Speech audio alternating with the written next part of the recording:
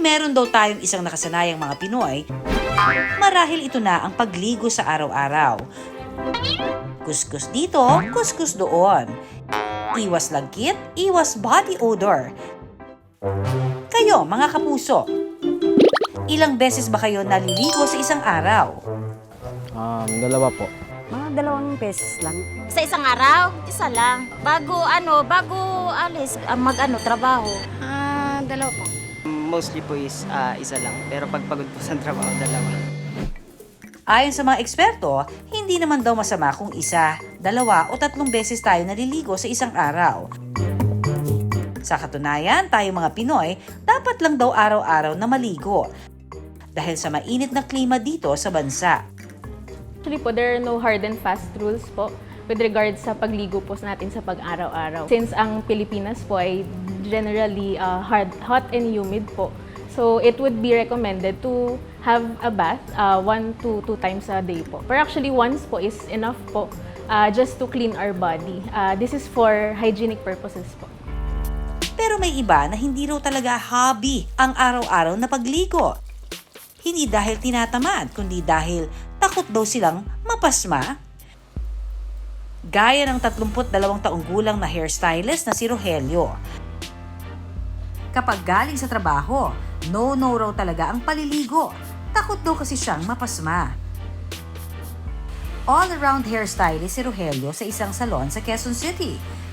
Mula sa paggugupit, hanggang pagpaplansya at pagboblower, pati na ang pagbabanlaw ng buhok ng customer. Sa maghapon daw niyang pagtambay sa salon, talaga namang gamit na gamit ang kanyang buong katawan. Kaya naman pag-uwi ng bahay ni Rogelio, hindi lang siya pagod at walang energy. Masakit din daw ang kanyang mga kasukasuan. Sa liig ko po, sumasakit minsan.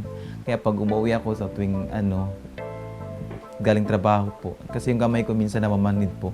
Minsan hindi ko na pag nagpaplansya ako, sir, hindi ko na may galaw yung kamay ko. Parang hindi ko, yung pores ko po, yung lakas po, hindi ko napipil na may lakas po ako. Parang, minsan sir, sa paa po, sa mga muscles ko po sa paa. Kasi minsan matagal kami nakatayo. Yun, nararamdaman ko rin yung mga paa ko. Dahil sa kanyang trabaho, mas naging pansinin na rin daw ang kanyang mga ugat sa kamay. Dala daw ng pagkapasma. Kung dating mga ugat-ugat. Ngayon po, parang napapansin ko ngayon sa pagtatrabaho ko na lang po, mga ilang taon na po. Kaya minsan lumalabas na po yung mga ugat ko sa kamay. Init, tapos basa, ay lumalabas po siya. Bukod sa problema niya sa kanyang mga kamay, nagsimula na rin daw lumabo ang kanyang paningin. Ang hinala niya dahil ito sa madalas niyang pagligo noon sa gabi pagkagaling sa trabaho.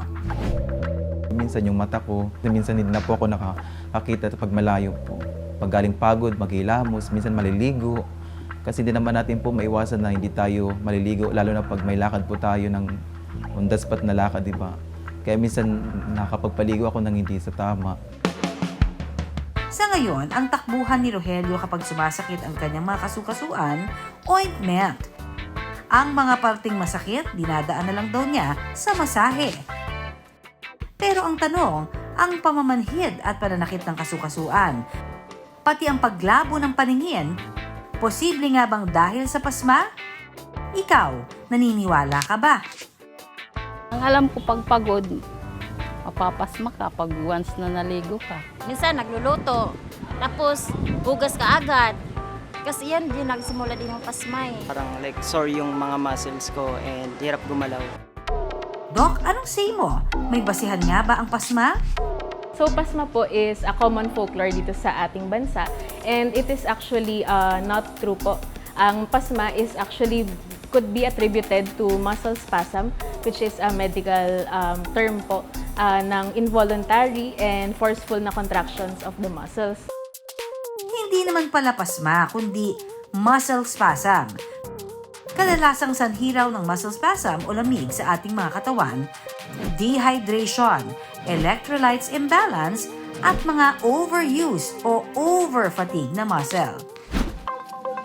Doc, para sa ating mga kapuso na laging pagod o galing sa init, maigi bang maligo agad?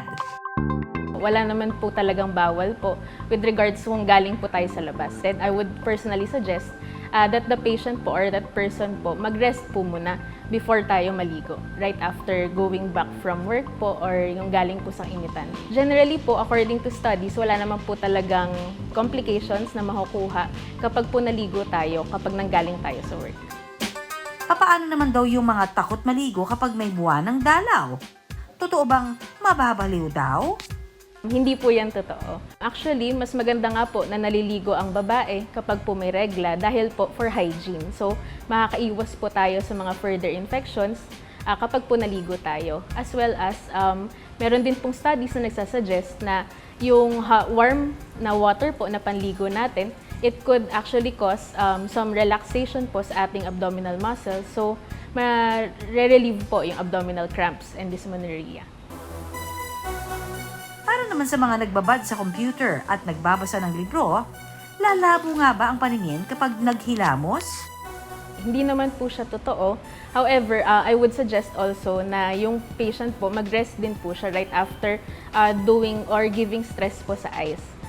Yung mga paglalabot po ng mata, usually meron po talagang medical conditions that usually cause that. And hindi po kasama doon yung pagligo po or pagbasa ng mukha right after magbasa po.